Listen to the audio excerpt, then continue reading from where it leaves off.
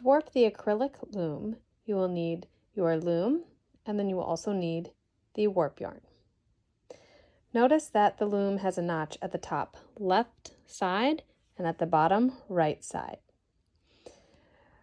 Your warp yarn is in a ball. You can either use the yarn coming out from the center, or you can use the yarn that is wrapped around the side as the end to begin with.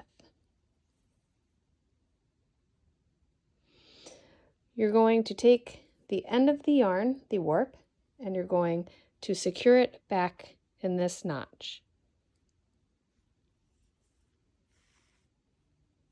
I tend to pull out a little bit of length. I'm just going to move this to the side so you can see what I'm doing here. I'm going to move this. Oop.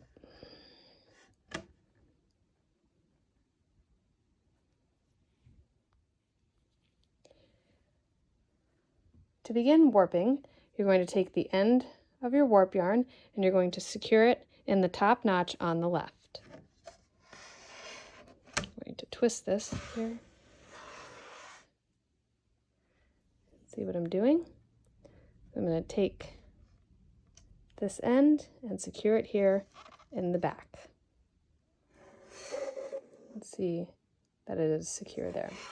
Then I'm going to wrap the yarn in this first notch at the top, and then I'm going to wrap it around the back, back to the front, and then securing it in this notch on the bottom.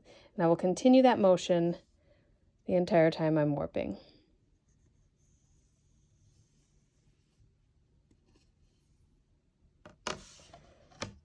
I would pull out some length while you're warping, so not to cause tension issues. All right, so pick this back up. So I'm going to make sure to go in the second top notch, and then I'm trying to hold even tension through my thumb and my pointer finger down to the bottom notch there, and then into the next top notch, and then down the back into the next notch on the bottom, and then up to the top. And I'm going to continue this across the entire loom, and then I'll secure it here.